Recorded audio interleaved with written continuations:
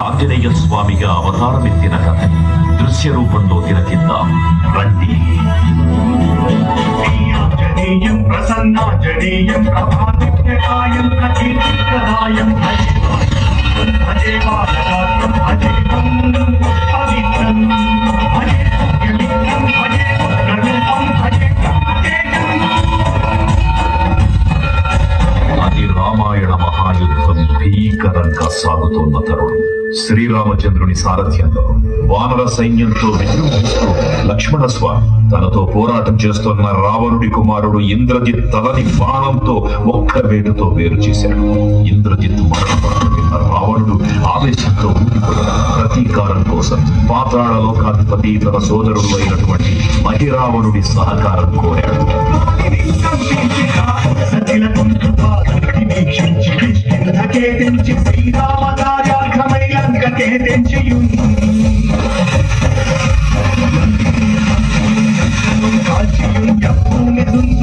ఆనందము పొంగి ఆయుందరం తెచ్చి ఆరత్నముందెచ్చి శ్రీరామునిచ్చి సంతోషము చేసి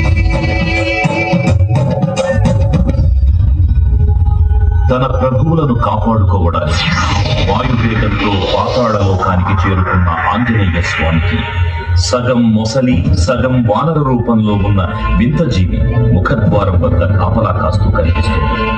ఆ జీవి మకరధ్వజుడు అనే తన పుత్రుడని, మహాసముద్రాన్ని దాటుతుండగా నీటిలో పడ్డ స్వేదబిందువు ఒక మొసలి గ్రహించడం వల్ల జన్మించాడని తెలుసుకొని ఆశ్చర్యపోతారు హనుమంతుల వారు.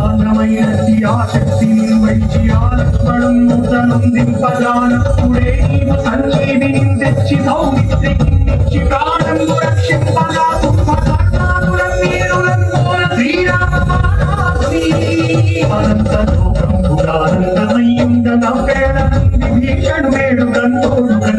పట్టాభిషేకము చేయించి సీతామహాదేవిని తెచ్చి శ్రీరామునిచ్చి అంతన్న అయోధ్యాపురిని తెచ్చి పట్టాభిషేకము సంకల్పమయ్యున్నా